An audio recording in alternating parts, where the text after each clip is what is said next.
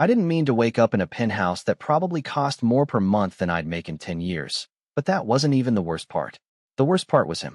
Adrian Cole kept his eyes closed for exactly 3 seconds longer than necessary. Like maybe if he stayed still enough, the world would reset itself and drop him back into his very normal, very safe Brooklyn apartment with its flickering kitchen light and the neighbor who vacuumed at 2 a.m. But the air here was different. Cooler, cleaner, expensive in a way you could almost taste. And the sheets beneath his fingers were too soft, too smooth, like they belonged in a magazine spread, not under him. He swallowed, throat dry, and then he felt it. That awareness, sharp and immediate, like stepping into a spotlight you didn't ask for. Someone was in the room. Decisions to this. Fragments came back in flashes. Rain hitting pavement, neon lights bleeding into puddles, the press of a crowded bar, and then him. Those eyes. That presence. Too close. Not safe. Adrian dragged a hand through his hair, heart picking up speed for reasons he didn't want to examine too closely. Look, he started, already planning his exit strategy, already imagining how fast he could get dressed and disappear without making this worse. Last night was a mistake. The man interrupted, one eyebrow lifting just slightly, not mocking, not kind either, just precise. Adrian froze. I was going to say unexpected, he corrected, because apparently his survival instincts included not offending dangerously attractive strangers in expensive apartments. The man stepped closer, not fast, not threatening, but deliberate enough that Adrian felt it anyway, that shift in space, that subtle narrowing of distance that made the room feel smaller. Too close. Way too close. Adrian's pulse jumped, he said, already sliding toward the edge of the bed, already scanning the room for his clothes like they might magically assemble themselves into a normal situation. But the man did not move out of his way, did not even look surprised, which somehow made it worse. Adrian found his shirt draped neatly over the back of a chair, like someone had taken the time to place it there, folded, deliberate, controlled. And that tiny detail made his stomach twist because nothing about this felt messy or accidental anymore. It felt curated. You can try, the man said, voice still calm, still level, but there was something underneath it now, something that made Adrian pause mid-reach, fingers hovering over the fabric. Try? Adrian echoed, because that was not a normal response to someone wanting to leave. That was the kind of response people gave when leaving was not actually an option. He straightened slowly, turning back. I am sorry. Is there a reason I cannot walk out the front door like a normal human being? He asked, forcing a laugh that sounded thin even to his own ears. The man tilted his head just slightly, studying him again, like Adrian was missing something obvious. You can walk out, he said, and for half a second relief flickered, quick and bright, until he added, but it will not change anything. And just like that, the relief died. Adrian blinked. That is not ominous at all, he muttered, dragging his shirt on anyway, because standing there half-dressed while being cryptically threatened was not how he planned to spend his morning. The fabric felt warmer than it should have, like it had been handled recently. And he ignored that, absolutely ignored that. Look, I do not know who you are, Adrian continued, tugging the shirt into place. And I do not think I want to know, but I am pretty sure whatever is going on here has nothing to do with me. The man watched him quietly, then stepped closer again, not invading, not touching, just close enough that Adrian could feel the shift in air, the presence, the weight of attention that made it hard to breathe normally. Everything that happens in this city has something to do with someone, he said, and right now, that someone is you. Adrian let out a short laugh, shaking his head. Yeah. No. I think you have the wrong guy. I am not important. I am not connected. I am not anything. I literally design marketing emails for a living. The most dangerous thing I have done this week is ignore a parking ticket. The man's gaze flickered, something unreadable passing through it. That is exactly why this is a problem, he said quietly. And that made even less sense. Adrian opened his mouth to argue, to push back, to demand an explanation that actually sounded like English instead of whatever cryptic script this guy was reading from. But before he could, a sharp buzz cut through the room, low and precise. The man did not flinch, did not even look surprised. He simply reached into his pocket, glanced at whatever message had come through, and for the first time, the perfect control in his expression shifted, not breaking, just tightening, like something had changed behind the scenes, something Adrian could not see but could definitely feel. The man looked back at him, slower this time, more focused, it seems, he said, voice quieter now, heavier somehow. That leaving is no longer your biggest concern. Adrian's stomach dropped, cold and immediate. That is not comforting, he said, and he meant it, because whatever this was, whatever invisible line he had just stepped over, it was getting harder and harder to pretend it was just a mistake, and the worst part was the way the man was. Looking at him now, like Adrian was not just involved, but already claimed by something he did not understand at all.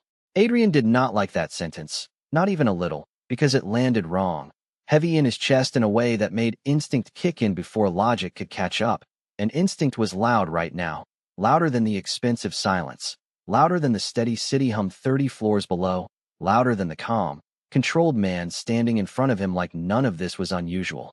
Okay, Adrian said slowly, holding up a hand like he could physically pause whatever invisible shift had just happened.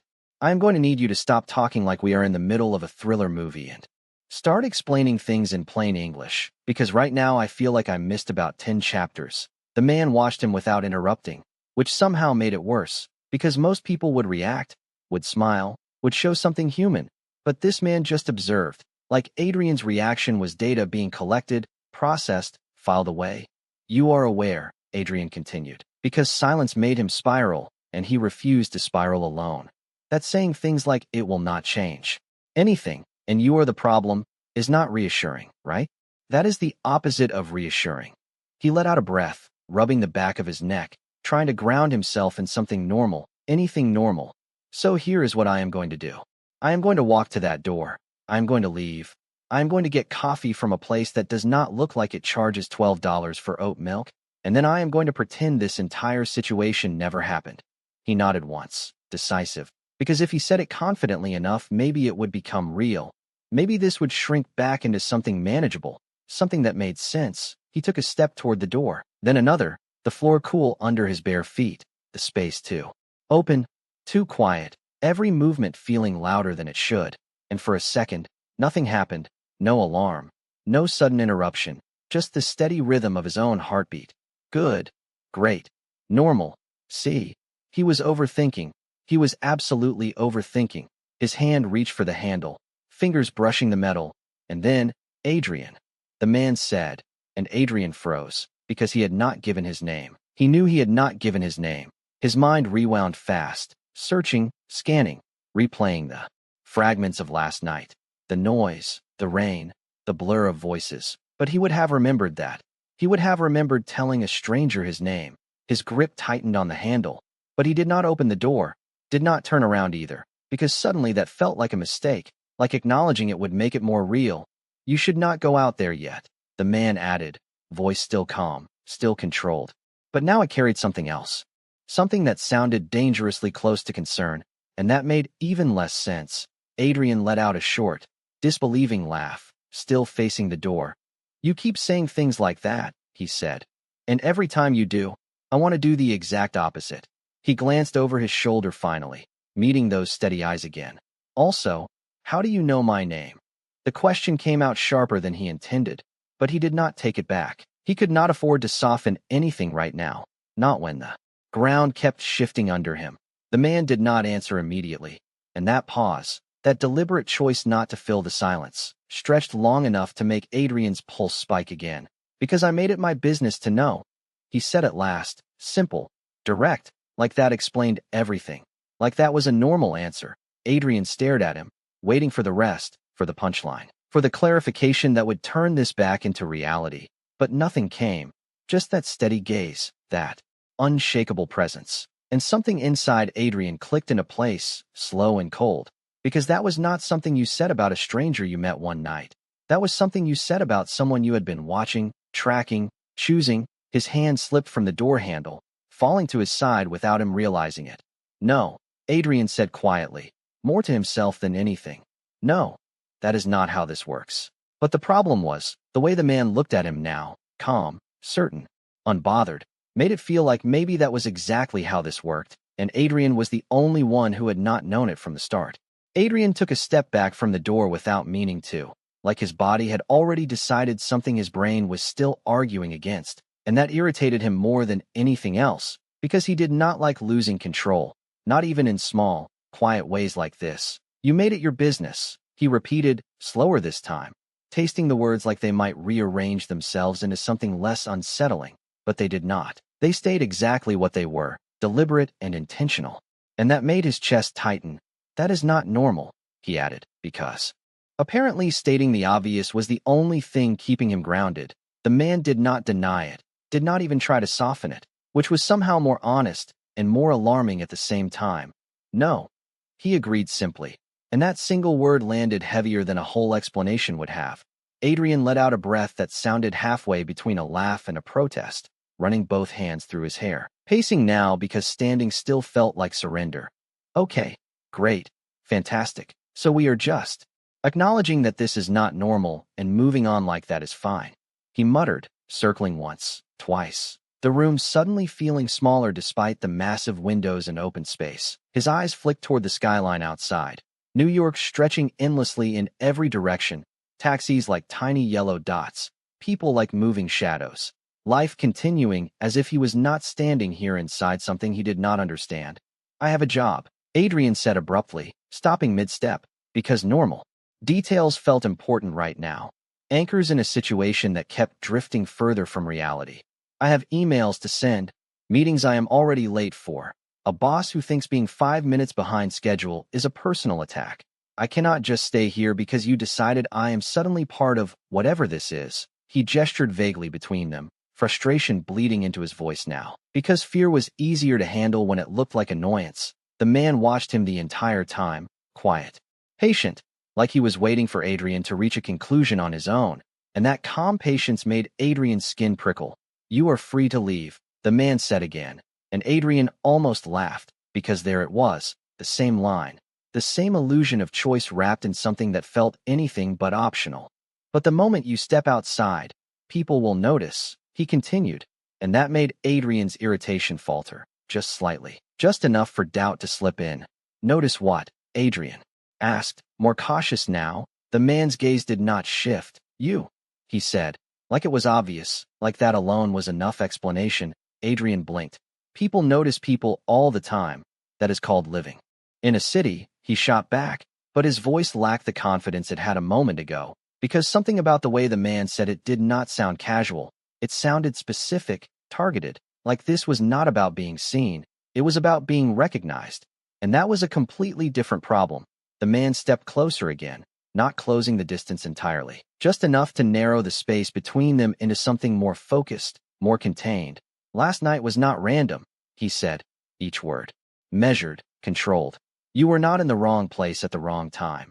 Adrian felt his stomach drop, slow and heavy, because that confirmed it, that cold realization from earlier, the one he had tried to ignore, tried to push aside as paranoia. Then what was it? Adrian asked quietly, because suddenly he was not sure he wanted the answer, but he needed it anyway. The man held his gaze, unflinching. You were exactly where you were meant to be, he said, and something in the certainty of. That statement made Adrian's pulse spike again, sharp and immediate, because there was no hesitation, no doubt, just absolute conviction. Adrian shook his head, backing up another step, putting space between them like distance could protect him from whatever this was. No, no, I do not do fate. I do not do destiny. I especially do not do mysterious strangers deciding my life has some kind of predetermined path, he said, the words coming faster now, more defensive. I make bad decisions, sure. I go to the wrong bar, I talk to the wrong person, that is on me.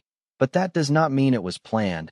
The man's expression did not change, but something in his eyes softened just slightly. Not weakness, not kindness exactly, something more complicated. It was not your plan, he said quietly, but it was mine. And that was it. That was the moment everything shifted again, because Adrian realized he had not walked into something by accident. He had walked into something that had been waiting, and the worst part was the way his chest tightened at that thought, not just with fear, but with something else he could not quite name, something that made leaving feel less simple than it should have been. Adrian stared at him like the words might rearrange themselves into something less insane, something that fit inside the boundaries of reality he was used to, but they did not. They stayed exactly what they were, steady and certain and impossible to ignore. Your plan, Adrian repeated, quieter now, because the volume of his voice did not matter when the weight of the situation had already settled in. Heavy, and unmoving. You planned what, exactly? He asked, and this time he did not try to sound sarcastic or dismissive, because something in him had shifted, something that recognized this was not a conversation he could joke his way out of. The man studied him for a moment, like he was deciding how much to say, how much Adrian was ready to hear, and that alone made Adrian's pulse spike again, because it meant there was more, a lot more. I planned to find you, the man said finally, simple and direct. And that answer should not have been as unsettling as it was, but it was, because it was too clean, too intentional. Adrian let out a slow breath, shaking his head. You keep saying things like that like they make sense, like there is context I am just magically supposed to understand, he said, his hands lifting slightly before dropping again, restless, unsure what to do with the energy building under his skin. Why me? He asked, and that question came out sharper than anything else he had said so far. Because it mattered, because if this was not random then there had to be a reason, and reasons could be understood, controlled, maybe even fixed. The man's gaze softened again, just a fraction, like Adrian had finally asked the right question. Because you were not supposed to be visible, he said, and that did not help at all. Adrian blinked. That is not an answer. That is the beginning of a conspiracy theory, he said flatly, but his voice did not carry the same edge. Not when confusion was starting to bleed into something deeper, something more uneasy. The man stepped closer again, and this time Adrian did not step back, not because he was not aware of the distance, but because he was too focused on the words, on trying to piece them together into something that made sense. You live a predictable life, the man continued, tone even, analytical in a way that felt almost clinical. Same commute, same routines, same places. You move through the city without drawing attention, without creating patterns that stand out. Adrian frowned, because that sounded less like an observation and more like a report, like something that had been studied, tracked, noted over time. That is called being normal, Adrian said slowly, but even as he said it, doubt crept in, because the man was not describing normal like it was common, he was describing it like it was rare. It is called being invisible, the man corrected, and that word landed differently. Heavier. Adrian's chest tightened slightly, because invisible was not something he had ever thought of himself as, not really. But when he replayed his days, his routines, the way people passed him without a second glance, the way he blended into the background of crowded streets and quiet offices, it was not entirely wrong either. Okay, Adrian said, drawing the word out as he tried to stay grounded. Even if I accept that, which I am not saying I do, what does that have to do with you planning to find me? The man's expression did not change, but there was a shift in his focus, something sharper, more intent. Because someone like you should not have been noticed, he said. And that was when the unease turned into something colder, something that settled deep in Adrian's chest. Noticed by who? Adrian asked quietly, because he already knew the answer mattered more than anything else that had been said so far. The man held his gaze, unwavering. By people who do not look for accidents, he said, only for targets. And just like that, the room felt different again, smaller, tighter, the open space pressing in instead of offering freedom. Adrian's mind raced, trying to catch up, trying to understand how his quiet, ordinary life had somehow intersected with something that used words like that so casually. I am not a target, Adrian said, more firmly than he felt, because denial was easier than acceptance. The man did not argue, did not correct him, which somehow made it worse. You were not, he said instead, until last night. And that was it. That was the moment the ground dropped out from under Adrian completely, because whatever had happened, whatever this connection was, it had changed something fundamental, something he could not see but could definitely feel. And for the first time since waking up, leaving that penthouse did not feel like escape anymore. It felt like stepping into something far more complicated than he was prepared for. Adrian felt the words settle in his chest like something heavy and immovable, and for a moment he did not speak, did not move, because reacting too quickly felt like the wrong choice now. Like every step he took without understanding would only pull him deeper into whatever this was, until last night. He repeated quietly, more to himself than to the man standing in front of him, because saying it out loud made it real in a way thinking it did not. His mind tried to rewind again, to go back to that moment, the bar, the rain, the way everything had felt chaotic but normal, random in the way life in New York always was. But now every detail felt different, sharper, like it had been placed there instead of happening naturally. You are saying that one night, one decision, suddenly turns me into something people are looking for, Adrian said, lifting his gaze again, searching the man's face for something that resembled doubt, hesitation, anything human he could hold on to, but there was none. Only that same steady certainty. Not something, the man corrected softly, someone, and that distinction landed harder than anything else so far. Adrian let out a breath, slow and controlled, even though his pulse was anything but. That does not make it better, he said, and it did not. It made it worse, because objects could be lost, ignored, replaced, but people were different. People could be followed, tracked, remembered. Then why are you telling me this? Adrian asked, because that question mattered now more than anything else. If I am suddenly visible, if I am a problem, why not just let me walk out and deal with it myself? The man's expression shifted slightly, not enough to call it emotion, but enough to register as something deliberate. Because you would not make it past the lobby without being seen, he said, and that sentence was calm, almost casual, but the implication behind it was anything but. Adrian's stomach tightened again, instinct flaring, telling him to move, to leave, to not wait around for whatever came next. You keep saying that like you are protecting me, Adrian said, voice sharpening. But it sounds a lot like you are controlling the situation instead. The man did not deny that either, which was becoming a pattern Adrian did not appreciate. Those two things are not mutually exclusive, he replied, and that was honest in a way that made Adrian uneasy, because it meant there was no pretense here, no attempt to soften the truth. So what? Adrian continued, pacing again because standing still felt like giving up. I stay here, in your very expensive, very intimidating penthouse, and hope that whatever problem you created just goes away. He gestured toward the windows, toward the city, toward everything outside that suddenly felt further away than it should. The man watched him carefully, then stepped closer again, reducing the space until Adrian had to stop moving or risk stepping directly into him.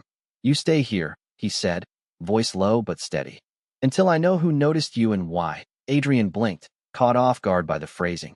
You do not already know, he asked, because that seemed impossible, because everything about this man suggested control, knowledge, awareness far beyond normal limits. The man held his gaze, and for the first time, there was something there Adrian had not seen before, not weakness, but a crack in certainty, small and controlled, but real. No, he said, and that single word shifted the entire dynamic again, because suddenly this was not just about Adrian being pulled into something dangerous. It was about the man in front of him not having complete control either, and that realization did something strange to Adrian's fear. It did not remove it, but it changed its shape, made it sharper, more focused. That is not reassuring, Adrian said quietly, because if the one person who seemed to understand this situation did not have all the answers, then whatever was coming was bigger than he had thought. The man's gaze softened again, just slightly. I am aware, he replied, and for a moment, neither of them spoke, the silence stretching again, but this time it felt different, less like tension ready to snap, and more like something settling into place, something inevitable. Adrian exhaled slowly, looking toward the door again, then back at the man, because leaving no longer felt simple, not when every option now came with consequences he did not fully understand. And that was the worst part, not the danger itself, but the fact that he could not see it clearly, could not measure it, could not decide how to face it, and standing there, caught between staying and leaving, Adrian realized something he had been trying very hard not to admit. He was already involved, whether he liked it or not. And whatever came next was not something he could just walk away from anymore. Adrian dragged a hand down his face, slow, deliberate, like maybe if he could physically wipe away the last 10 minutes, everything would reset back into something manageable. But it did not. Nothing about this reset. It only settled deeper, heavier, more real. So let me get this straight, he said, voice quieter now, less defensive and more focused, because panic was not helping anymore. I was invisible. Then I met you, and now I am suddenly visible to people who do not look for accidents. He paused, letting the words sit between them, testing how they felt out loud. And you do not know who those people are yet. The man did not interrupt, did not correct him, which Adrian took as confirmation, and that confirmation did something sharp and cold in his chest, because uncertainty was worse than a clear threat. Uncertainty meant anything could happen. That is a terrible situation, Adrian added under his breath. pacing again but slower this time, more controlled, like he was trying to think instead of just react. He moved toward the windows, drawn to the city like it might offer answers. But all he saw were reflections, his own figure faint against the glass, smaller than he felt inside. This room. And you expect me to just stay here while you figure it out, he continued, turning back, the question not quite accusatory anymore. More like he was genuinely trying to understand the logic. The man stepped closer but stopped a few feet away this time, giving Adrian space in a way that felt intentional, like he had noticed the shift. I expect you to stay because it is the safest option available, he said. And there it was again, that calm certainty, that refusal to dress things up in comforting lies. Adrian huffed out a quiet laugh, shaking his head. You keep using that word, safe, like it means something in this context, he said. But his voice did not carry the same bite, not when part of him was starting to accept it. Even if he did not want to, safe does not mean nothing happens, the man replied. It means you are where I can see you.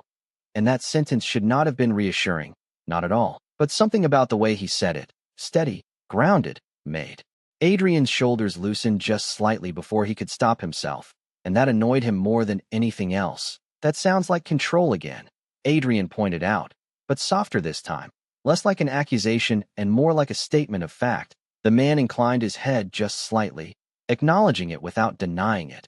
It is, he said, but it is also the only way I can keep track of variables I do not yet understand. Adrian blinked, because that phrasing was different, less about possession and more about strategy, about calculation, and suddenly this did not feel personal in the way he had assumed. It felt larger, more complex, like he had stepped into something already in motion. You talk about this like it is a system, Adrian said slowly, watching him carefully now. Like everything is pieces and patterns and outcomes. The man met his gaze evenly. Because it is, he said. And that answer settled into Adrian's mind with uncomfortable clarity, because it explained the calm, the control, the way nothing seemed to shake him. This was not chaos to him. It was structure, something he could navigate, even if not perfectly. Adrian exhaled, long and slow, his thoughts finally starting to align into something more coherent. Then where do I fit in that system? He asked, and that question felt important in a way the others had not, because it was no longer about leaving or staying. It was about understanding his place in whatever this was. The man studied him for a moment, and this time the pause felt different, heavier, more deliberate, like the answer mattered more than the others had. You were not supposed to be part of it, he said quietly, but now you are the point everything is moving toward. Adrian felt his pulse spike again, sharp and immediate, because that was not a small role. That was not something he could ignore or step away from. That is not a role I signed up for, Adrian said, his voice steady despite the tension building under his skin. The man's gaze did not waver. I am aware, he replied, and there was something in that tone now, something almost like acknowledgement, like he understood the weight of it, even if he could not change it. And for a moment, the room fell quiet again, the city stretching endlessly beyond the glass, life continuing as if nothing had shifted. But inside that penthouse, Adrian realized something had changed permanently, not just in his situation, but in how he saw it. Because this was no longer about escaping a strange morning, it was about stepping into something that had already begun, something that was now centered around him whether he wanted it or not, and as much as he wanted to deny it, to push back, to walk out and pretend none of this existed. A part of him understood the truth he had been avoiding since the moment he woke up. This was not random, and whatever came next was going to demand more from him than just walking away. Adrian stayed quiet longer this time, not because he did not have anything to say, but because everything felt like it mattered now. Every word, every reaction, like this was no longer a conversation he could drift through on instinct alone. He leaned back slightly against the cool glass of the window, grounding himself in something solid while his mind worked through what he had just heard. The point everything is moving toward, he repeated slowly, testing the shape of it, because it sounded too big, too central for someone like him, someone who had spent most of his life unnoticed, unremarkable in the safest way possible. You realize that sounds like the kind of thing people say right before everything goes very wrong, he added, a faint edge of humor slipping through despite the tension, because humor was the only way he knew how to keep from feeling overwhelmed. The man did not smile, but something in his expression shifted again. softer at the edges, like he recognized the coping mechanism even if he did not share it. Things have already gone wrong, he said, calm and direct, and that honesty landed heavier than any attempt at reassurance would have. Adrian exhaled slowly, nodding once as he looked back out over the city. The morning light brighter now, the streets below busier, people moving with purpose, unaware that anything had changed. So what happens next? Adrian asked, and this time the question was steady. Grounded, because running from it was not an option anymore. The man stepped closer, stopping just within Adrian's peripheral awareness, close enough to be felt without crowding him. We wait, he said, and Adrian let out a quiet breath of disbelief. Because of course that was the answer. Of course it was something as simple and as complicated as waiting. You are telling me that the plan is to sit here and hope something reveals itself, Adrian said, turning his head slightly to look at him. Again, the man shook his head once, subtle but definite. Not hope, he corrected. Observe, and that word shifted something in Adrian's understanding again, because observing meant intention, meant attention to detail, meant this was not passive at all. It was controlled, deliberate. You think someone is going to make a move, Adrian said, and this time it was not a question, more like a realization forming in real time. The man held his gaze. If you were noticed, then whoever noticed you will want to confirm it, he said. People like that do not ignore variables. Adrian felt a chill run through him at that, because he did not like being reduced to a variable, did not like the idea of someone out there evaluating him without him even knowing. And I am just supposed to stand here and be observable, he said, the word feeling strange in his mouth. The man's expression softened again, just slightly. You are not alone in it, he said, and that should not have mattered. But it did, more than Adrian wanted to admit, because as controlled and unsettling as this man was, he was also the only one who seemed to understand what was happening. Adrian shifted his weight, crossing his arms loosely as he looked at him fully now, studying him in return for once. You keep saying that like it is supposed to make this easier, Adrian said quietly. But I still do not know who you are. The man was silent for a moment, and this pause felt different from the others, heavier, more personal, like the answer to that question carried weight beyond the situation itself. Sebastian Voss, he said finally, and the name landed between them with a quiet finality. Adrian frowned slightly, repeating it under his breath like it might trigger recognition. And then something clicked, not fully, not clearly, but enough to send a ripple of unease through him, because he had heard it before, in passing conversations, in headlines he had not paid attention to, in the kind of stories people half believed and half dismissed. That name sounds familiar, Adrian admitted, watching him more carefully now. Sebastian did not react, did not confirm or deny, just let the realization settle at Adrian's pace, and that alone said more than words could. Adrian let out a slow breath, shaking his head slightly. Of course it does, he muttered, because of course he had not just walked into a complicated situation, he had walked into something tied to someone far more significant than he had realized, and standing there, with the city stretching endlessly behind him, and a man whose name carried weight he was only beginning to understand standing in front of him, Adrian realized that whatever came next was not just about being noticed anymore, it was about being connected, and that was a lot harder to walk away from. Adrian repeated the name again in his head, slower this time, letting it settle. Sebastian Voss. And the more he sat with it, the more it unraveled into something heavier, something tied to quiet conversations and half-finished headlines he had never paid attention to, the kind of name people lowered their voices around without fully explaining why. Right, Adrian said under his breath, exhaling through a small, disbelieving smile that did not quite reach his eyes. Of course that is who you are. He looked up again, really looking this time, not just at the man in front of him, but at everything surrounding him. The height of the building, the silence of the space, the way nothing felt accidental, and suddenly it all fit together in a way that made his chest tighten. So I did not just end up in someone's penthouse, he continued, voice steadier now, more grounded in the reality he was piecing together. I ended up here. Sebastian did not respond immediately, but the lack of denial was answer enough. Adrian let out a slow breath, dragging a hand through his hair again. That actually explains a lot and somehow makes everything worse at the same time, he added, because now the situation had weight, context, consequences he could not ignore. He pushed himself away from the window, pacing once more but slower, more deliberate, like he was trying to map out a problem instead of escape it.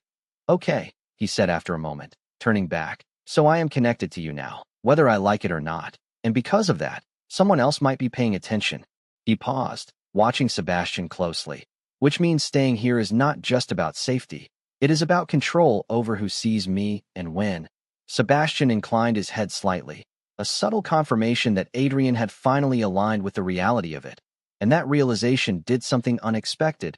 It did not calm Adrian, but it gave him direction, something to hold on to instead of just reacting blindly. You could have told me that from the start, Adrian said quietly, not accusing, just stating it. Sebastian's gaze held his, steady as ever.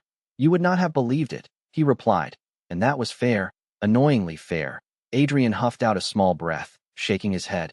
Yeah, no, you are right. I definitely would have assumed you were completely out of your mind, he admitted, the honesty surprising even himself. The corner of Sebastian's mouth shifted almost imperceptibly, not quite a smile, but close enough to register, and that small change made Adrian pause, because it was the first thing that felt remotely human in a way he could recognize. So what now? Adrian asked again. But this time the question carried less uncertainty and more intent, because he was no longer asking how to leave. He was asking how to move forward. Sebastian stepped closer, stopping just within arm's reach, the distance deliberate, controlled. Now we wait, he repeated, but the words felt different this time, less passive, more like a strategy Adrian was now part of, not just subjected to. Adrian held his gaze, something steady forming in his chest despite everything else. And if someone does make a move, he asked. Quieter now, Sebastian did not hesitate. Then I will see it first, he said, and there was no arrogance in that statement, just certainty, the kind that came from experience Adrian could not begin to understand. And for a moment, the tension in the room shifted again, not disappearing, but settling into something more balanced, like two sides of the same problem finally acknowledging each other. Adrian exhaled slowly, nodding once, because whether he liked it or not, this was where he was. This was the situation he had stepped into, and denying it was not going to change anything. You know, Adrian said after a beat, glancing toward the city again before looking back. For something that was apparently planned on your end, this still feels like a very bad idea. Sebastian's gaze softened just slightly, that almost smile returning in a way that felt quieter, more personal. Most things worth paying attention to do, he replied, and that answer lingered in the air between them. Not comforting, not reassuring, but honest in a way that made it harder to argue with. Adrian let out a quiet breath, shaking his head once more, but this time there was less resistance in it, less denial, because somewhere between waking up in that room and standing here now, something had shifted inside him, something that recognized this was not just a mistake to recover from. It was a turning point, and as much as he wanted to walk away from it, a part of him understood the truth he had been circling since the beginning. He was already in too deep, and whatever came next was not just about surviving it. It was about facing it alongside the one person who had pulled him into it in the first place.